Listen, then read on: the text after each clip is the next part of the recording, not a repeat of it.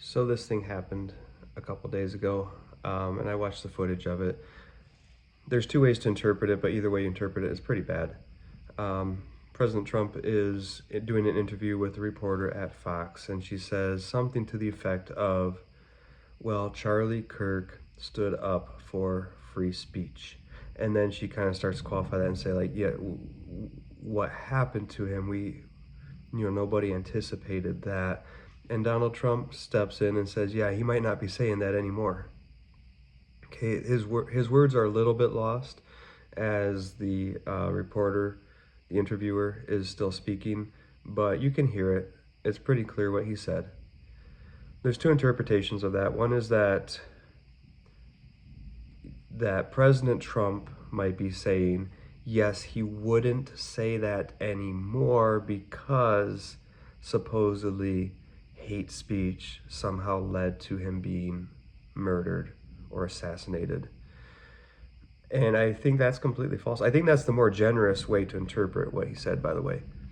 I think it's completely false. I think that Charlie Kirk was a person of integrity. I think he had genuine integrity for his beliefs. His beliefs were genuine. His beliefs were authentic. His stated beliefs really were what he actually truly believed. And I think he had integrity. I think he had so much integrity that not even his own death, or knowing that somehow his own death was going to happen, would get him to take back any of his core beliefs or not defend them. So I think it's actually really insulting to Charlie Kirk to say that he, would somehow change his opinion about freedom of speech, which his opinion was very clear. He was all for it. He said there's ugly speech, there's vile speech, there's hateful speech, and all of it is protected in the United States of America. And I do not think that he would change that opinion one bit. And the concerning thing is that President Trump would suggest that he would. Why are you suggesting that?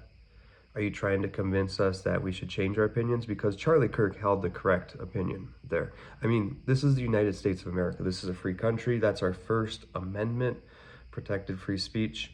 So I think even in that generous interpretation of what he said, that's really concerning that he would come out and say that, if that is what he's saying, that Charlie Kirk might change his mind about that based on what happened to him. And let's also be super clear.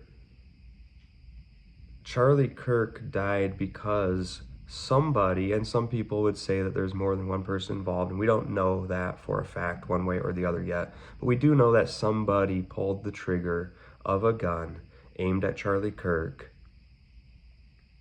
and unfortunately succeeded in assassinating him. That does not prove anything about guns. We know that guns can kill people, okay? We already know that. It does not prove that gun control or reinterpretation of the Second Amendment or change to the Second Amendment or any sort of better policing, aside from maybe better policing at the event itself and similar events, could have changed that outcome, right? This is not an opportunity for anybody on the left, in my opinion, to start to try to reopen a debate about gun control. We know the talking points, we understand the points. We can have those discussions, we can have those debates, but this is not like a moment that proves it one way or the other. And the same is true of freedom of speech. Did Charlie Kirk's assassin hear something from somebody or many different people that encouraged him to be hateful towards Charlie Kirk? Possibly, very possibly. But those feelings that were expressed towards him, that he heard, that he responded to, that he took somehow as a call to action, I think that except for a very direct call to action, or even a coded one, but where the intention was legitimately to incite violence, to encourage violence, to somehow cause violence, unless that was the provable intention, all of that speech has nothing to do with it. People have hated Charlie Kirk, and people have hated others for years and decades, and not had it result in assassination, because the assassination only occurs when somebody picks up a weapon and decides to use it to kill somebody.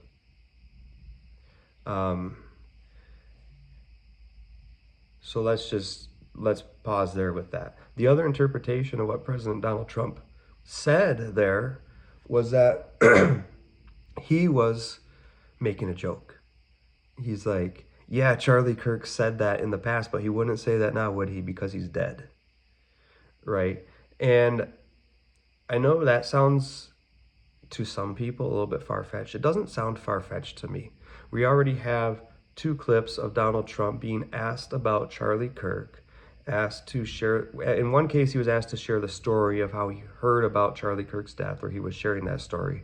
I'm not sure if he was asked because I didn't see that part of the clip, but he was definitely intending to share the story of how he heard about Charlie Kirk's death, and he gets distracted talking about his ballroom. He's like, yeah, so I was in this meeting, we were talking about this ballroom, and then he goes on and on about the ballroom, and we haven't had one for 150 years, and we really need one, and we're about to do it, and it's really amazing, and oh yeah, Charlie Kirk, oh yeah, he died. And I found out as I was having that conversation. That's not something, no matter how important the ballroom is, which I don't feel personally that it is all that super important, but no matter how important you personally feel it is, even if it is a big deal to you and it's a big accomplishment and you care a lot about it, okay, that's legitimate. You can feel that way. But I know that if one of my loved ones was assassinated, not just died, like didn't just die in a car accident or something else, but was assassinated in this gruesome, grotesque, brutal way, I'm not going to get distracted the day after. Okay, maybe 6 months later, but not the day after, talking about the event. Getting distracted not by talking about the ballroom, but by bragging about the ballroom. It doesn't make any sense coming from someone who actually cared about the guy. It really doesn't. Like, I didn't know Charlie Kirk. I had heard a few things he said, some of them taken out of context before he died. I didn't listen to any long segments of him speaking until after he died. I did not know him, and I was shaken by what happened for a week afterwards, not just for a couple of days. I was shaken for a week. I couldn't think about anything else for a week. Why is the President of the United States, who's supposedly close to him, who supposedly cares about him, getting distracted, not just by talking about something else, but by disrupting the story of how he heard about the death, by bragging about something else? It doesn't make any sense. And then there's the other one where he's asked by a reporter, and it sounds very genuine. I don't know if it was or not in reality, but the reporter says, I'm sorry about the loss of your friend Charlie Kirk. How are you holding up? And he says, pretty good, I think. And by the way, do you see all those trucks over there? Look at that ballroom. We're finally getting to it. It's been 150 years. We didn't have one. And it's like, I thought it was AI. When I first saw that clip, I was like, that is so bad, I don't believe it. That's AI. I'm not gonna let it become evidence in my brain about President Donald Trump one way or the other, because that's fake. That is not real. But it is real. And it's mind-blowing. And so this interview, the possibility of him making a joke and saying he's not going to say that anymore, haha, as he does chuckle as he says it, like it's not a serious comment. Right, it's not a serious comment. It's not well, maybe we really need to reevaluate what Charlie Kirk said about freedom of speech, because look, this is where it got us. And to be clear, I don't think that freedom of speech resulted in an assassination. I think freedom of speech needs to be protected. It's a core American value. Like guns, like the Second Amendment, the First Amendment, is something that we have to protect, even if we feel that there are some risks associated with it.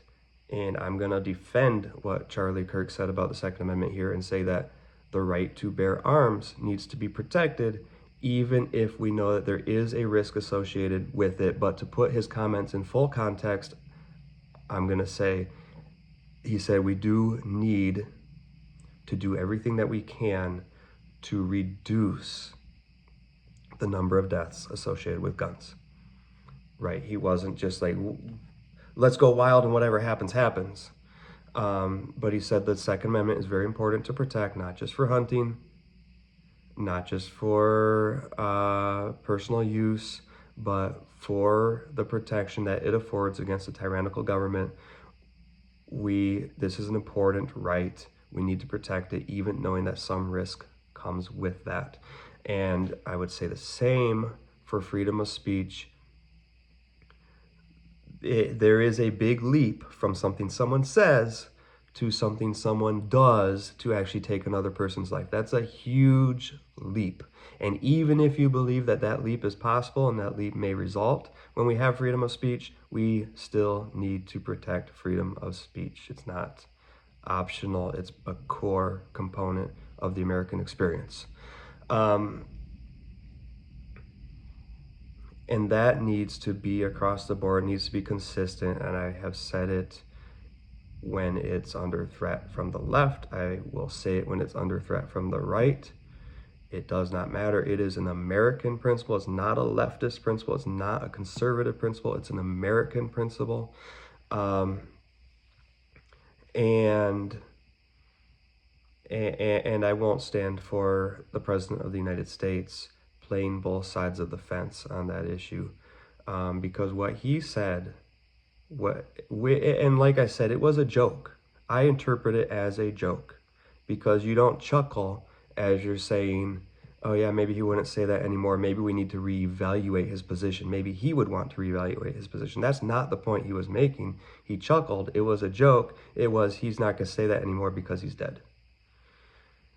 The president has the right to make that joke. It's his protected freedom of speech, but let's not read it as something other than what it was, right? This is a big term. This is a big statement that's going on right now. Freedom of speech, not freedom from consequences. And we should be able to call things out when we see them across the board. That was an inappropriate response from the President of the United States. He's allowed to say it. He should not be censored. He's allowed to say it. It was still inappropriate. And anybody who mocked Charlie Kirk himself after he was killed, anyone who celebrated that death, I find that highly offensive, highly inappropriate, and hateful.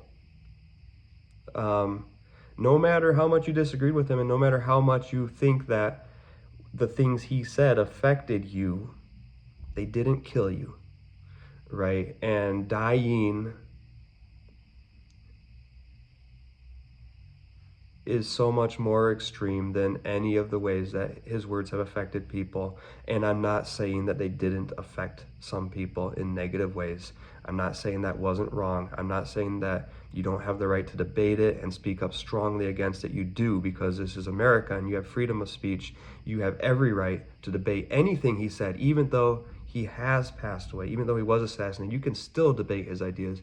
You can still stand up against those ideas if you believe that they're wrong. You can still make an argument about why they're wrong and what we should believe instead.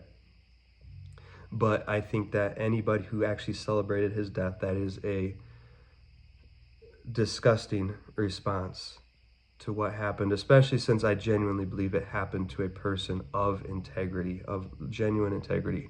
Having said that, going back to this Jimmy Kimmel show, which is kind of the catalyst of all this, what Jimmy Kimmel actually criticized was not Charlie Kirk. He didn't say a darn thing about Charlie Kirk on that episode of the show. As far as what I saw, I don't watch his show.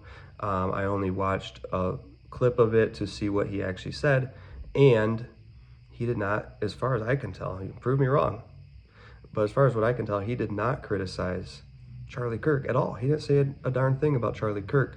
What he criticized was Donald Trump's response and how Donald Trump really didn't seem to give a darn. When it comes right down to it, he might have said, in one moment or another that he did, but his actions, the way that he has presented himself when asked specifically about that, has not indicated that he gives a darn. So I can't stand up and say that isn't true. I mean, I wish I could say, Jimmy Kimmel, you're being really hateful here. How dare you paint that picture? But he didn't really paint the picture. He just showed the clips, and the picture was pretty obvious in them. So that's my take. Thanks for watching.